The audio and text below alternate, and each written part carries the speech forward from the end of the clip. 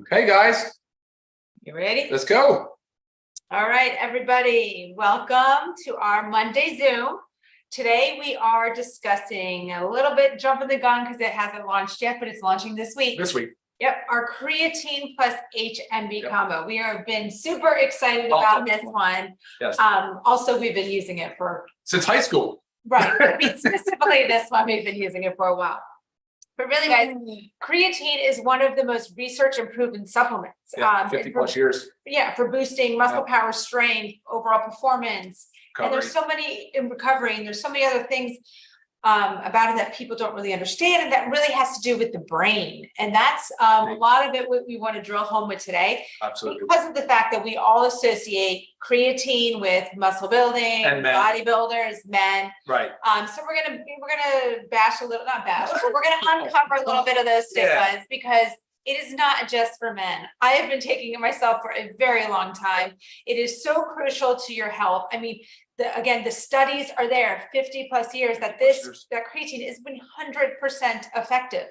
I mean, this is legit. Like we all need to be taking this every single day. Hundreds of studies. And then we've also added HMB. So Ryan's going to go into the science behind it all, and then I'll probably interrupt when he starts to get a little too No, that's awesome. Yeah, you're right on the money. And both of these, the creatine and the HMB, are just derivatives or metabolites of other amino acids. So for creatine, creatine is a naturally occurring non-essential amino acid. It's a derivative of other amino acids. So our body does make it on its own somewhat. So like our body on average needs 1 to 3 grams roughly of creatine a day just to function.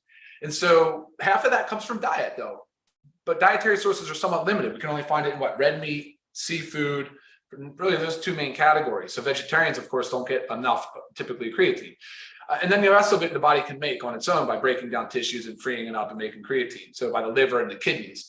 But yeah, and because of that though, creatine has played such an important role in our smooth muscle, so in our skeletal muscle and high energy demand centers like our brain and our heart.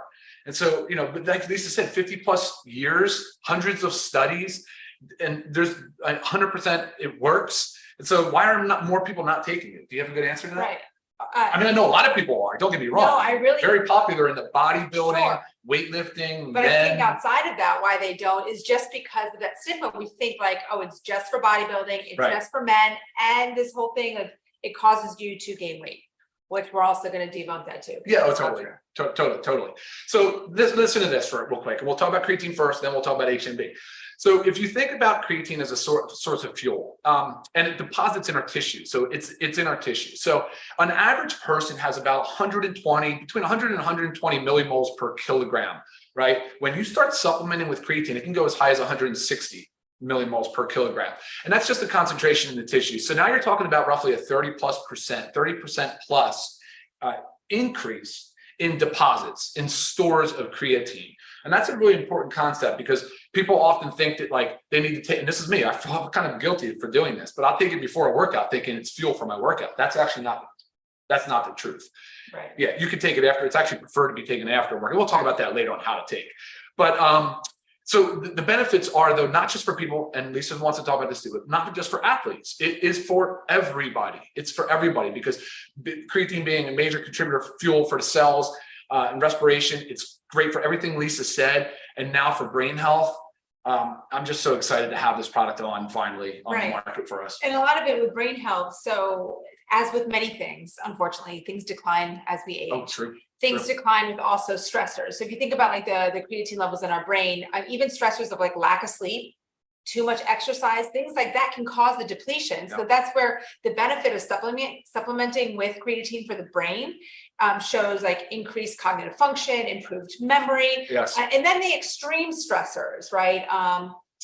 Injury, trauma. Good point. Stuff like that is the same thing that also decreases the creatine. And studies are proven to help benefit the brain in these individuals. Yeah, I love the point you just made though. For people that have injuries, creatine has been shown to be extremely beneficial in the recovery of these injuries. So, I mean, obviously as athletes, we all get injuries, but people just in general are always dealing with pain and musculoskeletal related injuries. So creatine is an awesome tool for that as well. Right. Awesome. So we've got we've got muscle, energy, brain, recovery. Yeah. And I mean, so let's talk about how the mechanism of actions, because we know, let's debunk actually what the stigma of, we think it maybe causes us to gain weight or water retention, put it that way. Because you think, that's what creatine does. It brings water into the body. Through osmosis. But it does. It's not like an increasing water weight. This is into the cells. Well, it is, but muscle cells. it is water weight. Actually, it's just into the skeletal muscle cell. Right. So we're not, it's not like we're pumping up fat cells or increasing the number of fat cells or anything like that. We're actually improving our body composition. If you ever hear us talk about how important body composition is, it's the most paramount thing you should be thinking about when you're working on your food, your nutrition, your exercise, and all of that. Right. And like speaking female specifically, we also hear a lot, I'm sure, and you think this too, but if you lift weights, sorry, our dog is having dreams. Yes, if you can hear him whimpering, that's a dream. Okay, so strength training can differ. Good. Okay, strength training can cause us to bulk up. That's what we think. Okay, that is not true. Okay, it helps your body composition, as Ryan was just saying. And if the more muscle we have, the more we burn fat, the higher our metabolism. Correct. And this kind of goes with the same thing. It is literally allowing us, it's helping us to build muscle, to be more functional at what we're doing. Therefore, our body composition is changing, right? Our muscle mass is going up and our fat mass is going down. That's why we love to focus on the lean body mass. That's the goal here. So you just have to switch your mentality when you're thinking about it.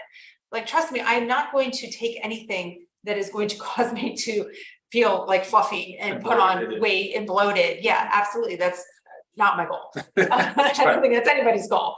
So just wanting you to know, again, this is not just for men. This is for across the board. And there's so many proven benefits of creatine and females. I mean, I'm telling you, you could, I hate saying Google it because you get too much nonsense in there, but I mean, like reliable, legit studies. And if you need help finding some of those, maybe we can weed them out and use the sources that we use, but so many health benefits. And then I don't know if you want to talk about it now, HMB. Well, hold on. I wanted to highlight just a study, 12-week double blind. So there was a 12-week double blind placebo-controlled study, which is like the gold standard when you're talking about trials and studies, right? So in adults with sarcopenia, which we've talked about before, it's sort of that skinny fat syndrome where people have a lack of muscle mass, but they don't really look like they're morbidly obese. Anyway, those people analyzed grip strength, gait speed, chair stand test, body composition, inflammatory markers, all of which improved with statistical significance. And I can share that study with you guys. But anyway, that's the type of stuff we're looking for here. And, you know, so we feel very confident standing here and recommending a supplement like this for 50 years of usage and over hundreds of studies. So yes, absolutely, Lisa. Let's talk about HMB. Real quick, there are other forms of creatine. The most dominant one, and the one we really want, is creatine monohydrate. So that's what's in here, because I've already gotten that email question. So just if you're monohydrate, it's the most well-studied, and honestly, it's the most affordable. So that's another, good thing. All right, guys, HMB. HMB is also another derivative of an amino acid. It is derived from leucine. Now, if you recognize leucine, you'll recognize it as one of the branched chain amino acids. It is an essential amino acid, and we preach about it because it's so important in muscle protein synthesis. And so when leucine breaks down, it makes HMB. That is what's helping the body, A, go into muscle protein synthesis, so help us build lean skeletal muscle.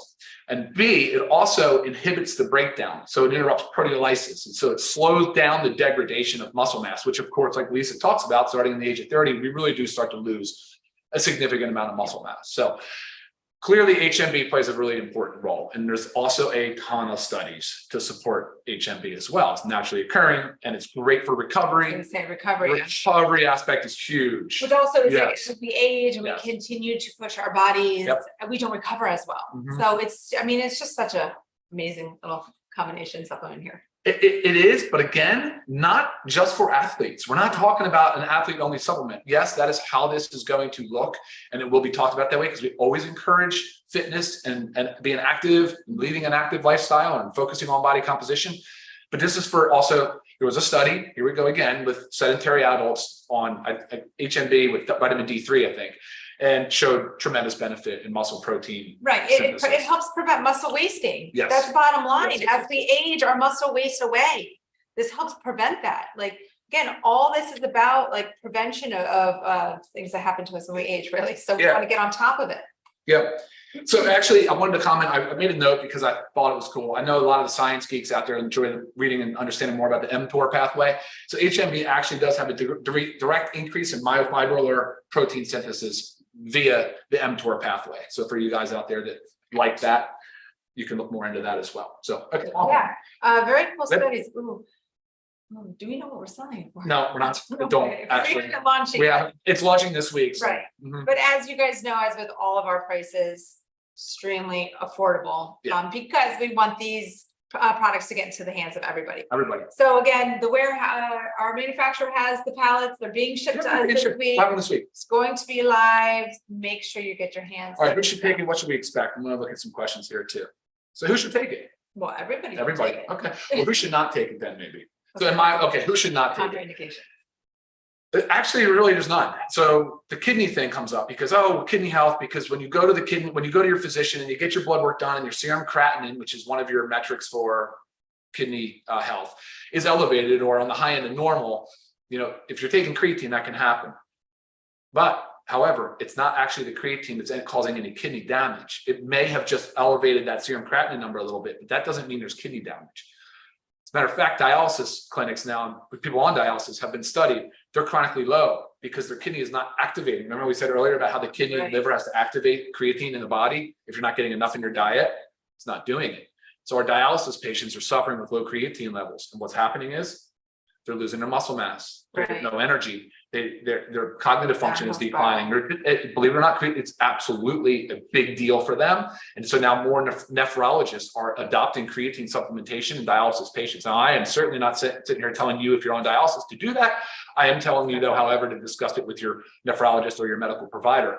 But it has been debunked that this causes kidney disease. As a matter of fact, there are 2 associations here, at least 2. I know there's more, and I'll read those to you as soon as I can find it. But the American College of Sports Medicine, and which you're familiar with, Lisa, you remember that, and Academy of Nutrition and Dietetics, they do not consider renal function a concern for use.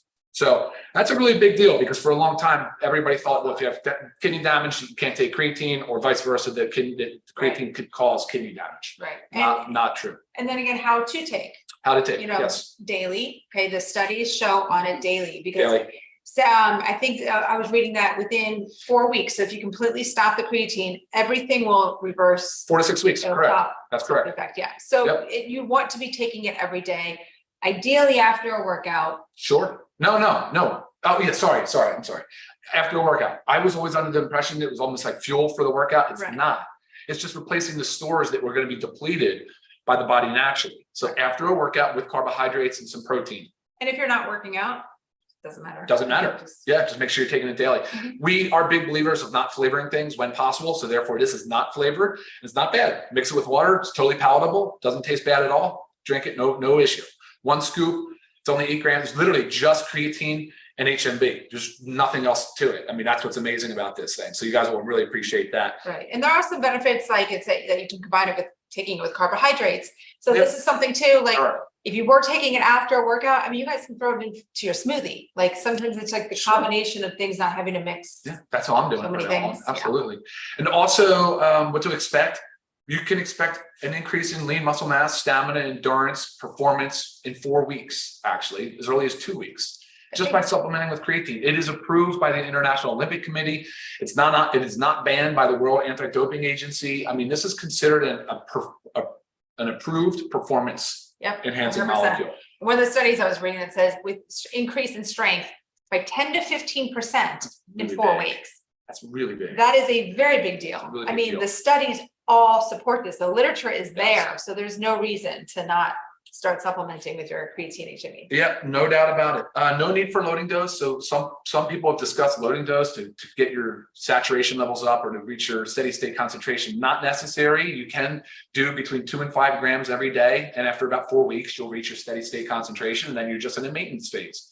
But you can do that same scoop. Depends a little bit on weight, but for average people, everybody's about 1 scoop a day. It's 5 grams of creatine monohydrate and 3 grams of beta hydroxy beta methylbutyrate. I don't know. Yeah, you can keep looking at that. Oh, also another study that showed that taking it with, so HMB and creatine, if you take it, had additive effects. However, it was a study that showed HMB and D3, I think, had synergistic effects, which is a big deal on bone and muscle health. Looking at Right. questions. Hold on. 30 servings per container. Yeah, So, 30 servings per container. Yep. This is like, Mm-mm. okay. That's not relevant to this discussion. Okay. I just made some simple notes that just kind of track on. We covered everything. Okay, we covered how to take daily, when do you take it? I already said you can put it in with the protein powder in a smoothie, 100%. Yeah, that was the other questions that are not relevant to what we're talking about now, guys. You always email me, but when we do these product Zooms, we only answer the questions that pertain to the Zoom. So always email me and check out the YouTube page too, because I'm seeing some of these questions here about other products. Watch the product video. They're all out there. Right? Yes, absolutely. All right. Anything else? No, I think we covered everything. It's All right right. on 15 minutes. That's always our goal. But with a new product launch comes so much excitement, guys. We're pumped to have this. I mean, like I said, since high school, I've been using creatine. And I'm just turned 43 years old, and I actually dunked on a 10-foot rim the other day. And I'm going to say creatine had a big part in that. There you go. Yeah. So get your creatine, but pay attention to the launch of it this week so you can get your orders in. Absolutely. Yeah. All right, guys. As usual, thank you very much for joining us on this Monday. Have a super productive week. We'll see you next time. Bye, guys. All right.